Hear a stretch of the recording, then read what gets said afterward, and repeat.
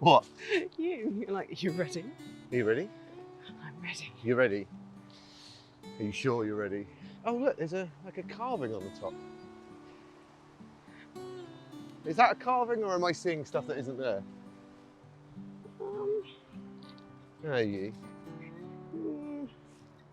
I think you might be seeing stuff. I'm seeing stuff. How do you think you would feel if I started drinking again tonight? I'd maybe enjoy it for a night. You know, I've been married 21 years, 22 years, something like that. Nearly 22. Nearly 22 years. And all the time you've known me, I've worn masks to hide from things and all the rest of it, right? So it's not an unusual thing for you to, you've known me more to be drinking, etc., than not, right? I have. So why do you say that then? Why do you say you'd probably enjoy it for a night? Because I do miss the old James sometimes. And who's the old James? The stupid one. You think it's a good idea for there to be a stupid James at the age of 47? I think when you have a drink, you become a bit more jovial and silly. And that's quite funny in small doses, but not all the time. On balance, would you prefer it if I started drinking again or not? No. No. So why would you prefer it if I didn't? Because I think you have faced a lot of things that you were trying to cover up. Uh-huh. And I think you've found patience in a lot of parts of our lives. And I think you're calmer. And the longer you haven't been drinking, the more I like this James. That's an interesting thing to say.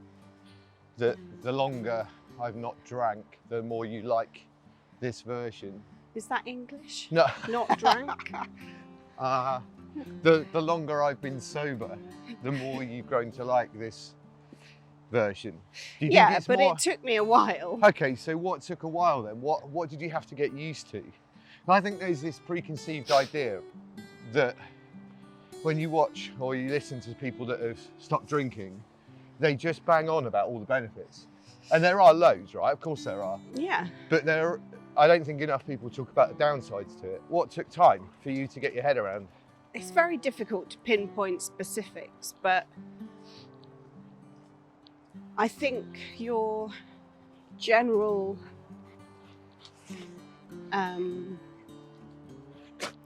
demeanour changed and your character to some extent, because I think drinking defined you for such a long time, that there was definitely a period of adjustment to the sober James. But those characteristics take a while to come through, don't they? Once you stop drinking, and that's something that I've had to work on, is try and work out what those things mean. Because there was some definitely weird times to begin with, wasn't there, at the beginning of the year? Yeah, you definitely switched your obsessions into other areas. Like on the David Beckham documentary, you see him doing his clothes and stuff, in like folding his clothes and whatnot in his wardrobe, and you definitely went down that road for a while, and still are to a certain extent, but I suppose the sort of the OCD of it all came through in other areas. The habits came through in other areas of your life. And some were good and some were borderline obsession. Mm.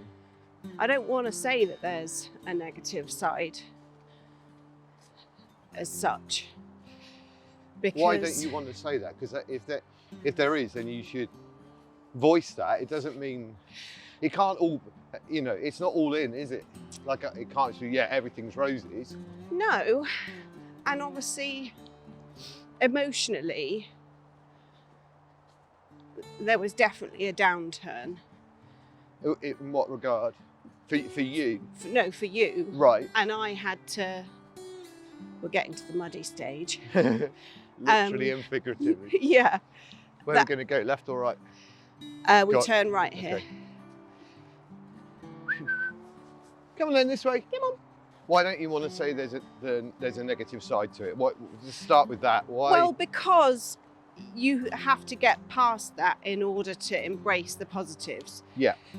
So overall, it is a positive experience, obviously, but it's very difficult when you've been married to somebody for nearly 22 years to get to know them again and fall in love with other parts of them, I suppose. That weren't there before. Yeah. Yeah. And also, as you were tackling things that you'd been sticking your head in the sand about for many years, I had to deal with the fallout of that. Yeah. So there was a period of time where we were both quite emotional. Yeah. That makes sense. And that was hard, but it's worth it. It's a bit like having kids. Or dogs. The first bit's really hard and then it gets easier.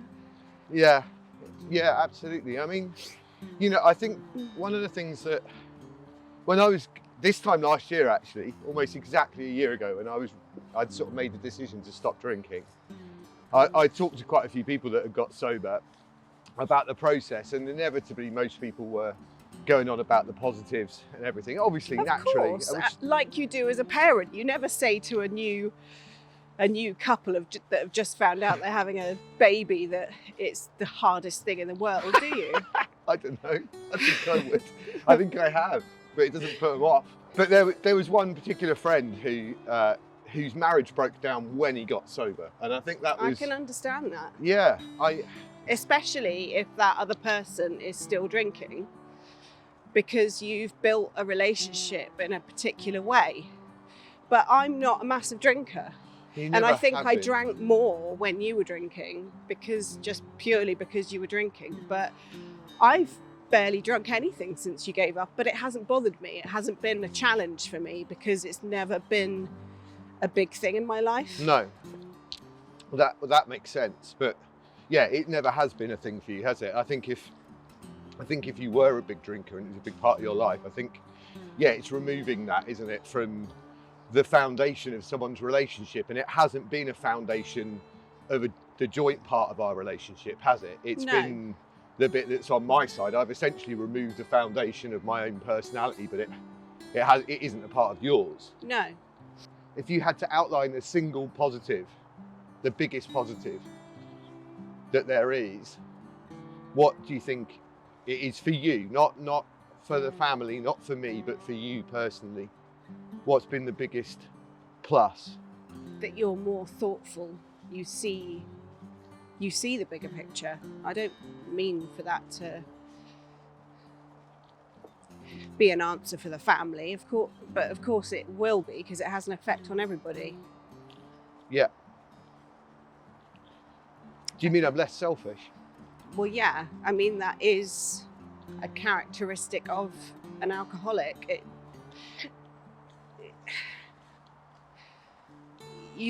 It determines what you do and where you go, and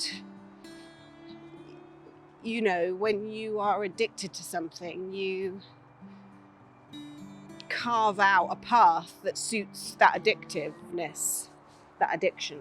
I sent you a text, didn't I? And I had a particularly tough day at work, outlined, I don't know when it was, maybe a couple of months into being sober, and I kind of sent you a text and said, this is what's going through my mind, where I get the drink from and what I do. And it was when I detailed that text to you, I suddenly realised that was like I don't explain it, that was a subconscious process that I had in my head that was there. Yeah. I mean, not a day goes by that I don't think about drinking.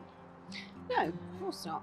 I think that awareness of the bigger picture and what it brings to all of us is the thing, more often than not, when push comes to shove, it's the thing that stops me, because it's too easy to drink. You've never given me an ultimatum in regards to this. You've never said you need to do this or squirrel. Go on then.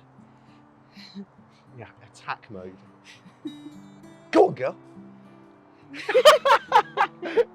All right, stealthy dog. You've never done that, and I've spoken to another partner of somebody who stopped drinking recently, and again, it wasn't like a lifestyle choice, you know, like there are a lot of people out there that stop drinking because they want to stop drinking, and that's cool. But, you know, this partner was somebody who needed a little bit more of an intervention to make them realise where they're at, and you've never done that for me. And I talked to them about this and just said, you know, you've never said to me you have to stop drinking. You've never done that, and I wonder. Now, did it ever cross your mind to do that? Not seriously. I mean, it may be a fleeting thought, but no, I've never like seriously looked into it or looked into the options. And I think that's because I know that from my limited knowledge about addiction is that the person that it's affecting has to make the decision themselves. Yeah. I mean, I guess my only experience with that is smoking. And because I used to smoke a lot, and so I understand the process of cutting something out of your life that has become a habit. But I don't have an addictive personality. So actually, when I made the decision that I didn't want to do that anymore, although there was a few times that I caved and went back to it, ultimately when I'd truly dug deep and made that decision, that was it for me, and I knew that I would never do that again. Yeah. So I guess I knew that it had to come from you. Yeah. And there was no point in pushing it. And actually, I'd married that person and made that decision when I married them. You knew? I knew that that's what you were like, and who am I to change that just because I've married you?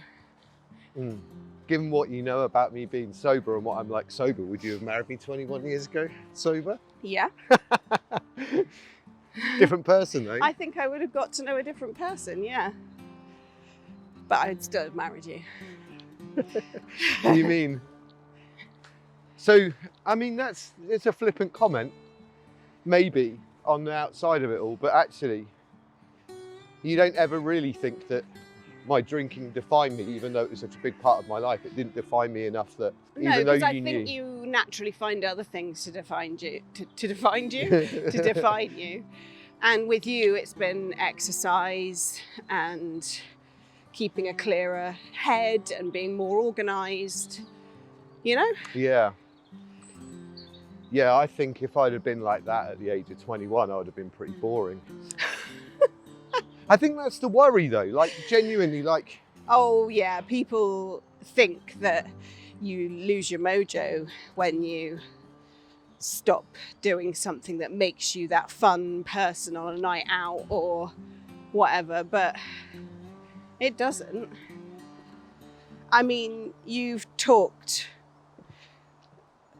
quite a lot about the witching hour, 10 p.m. when you're out with a group of friends, and you make a call then as to whether you're going to stay out or not, because it's either going to go south or not. Yeah. When you're sober, you know whether it's a good party or not, because by 10:30 you either need to be drunk to stay at it, or you want to stay there whether you're sober or not. And a really good party, you should be able to be sober at, right? You shouldn't have to be drunk to be at a great party. Yeah. But I think it's taken me 30 plus years to figure that out, and that it's on me as well. That's the other thing. I think a lot of people use it as an excuse for Do you think that's why I've decided that our Christmas party is starting at 4 p.m? Maybe it's because we normally go to bed at 9:30. But I think a lot of people need to take. I think one of the things that I've tried to do is take a bit of responsibility for stuff like that. That, you know, this idea that I stopped drinking, you know, it's a different person or whatever. And actually, I'm not. I don't need that to unlock that side of me. I do definitely make a decision as to whether I want to stay somewhere, because a lot of the time, people only want to stay because they're drinking. What are they, like poppy seeds? What are they? Don't know. Are they? Weird. Clevedon's opium growing. They look like little snowballs. They do. I definitely have made a decision though that side of me that people think they have to drink to unlock is actually, that's a decision to make. Like that, you don't actually need alcohol, as I used to think for 30 plus years, to unlock those inhibitions and to have fun and all the rest of it. That's totally within people's ability to do that. You don't, you know, to be the life and soul of the party doesn't involve. You just need to be around the right people to feel relaxed enough. Right.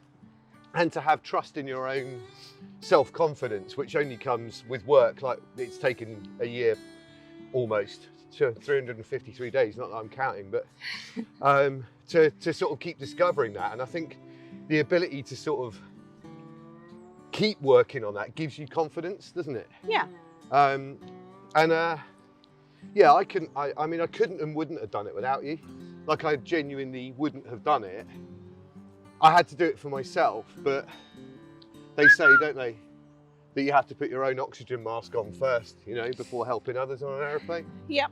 And I think that's one of the biggest lessons I've learned this year. That as much as I haven't, this way, I haven't necessarily done it for you and the boys, I've done it for myself, but by the same token, I couldn't have done it without you. But we've all benefited from it, and that's why the support's there, obviously. But yeah, I mean, doing it on your own must be really tough. And yeah. Well, you know, it's not as if you've had to go to an AA meeting or have that style of support network around you. That's what the facility's there for, and that's, yeah, I guess. I've had that support and encouragement from the people closest to me, which I think if you don't have that, you need to have that external support. And I totally understand that. But yeah, I've been really fortunate, really incredibly fortunate to you're the reason why I wanted to stop drinking. Even though I never asked.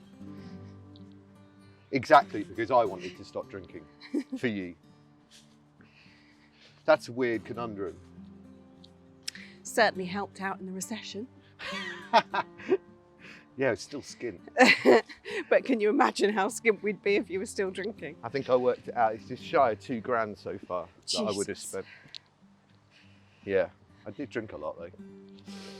Thank you, baby.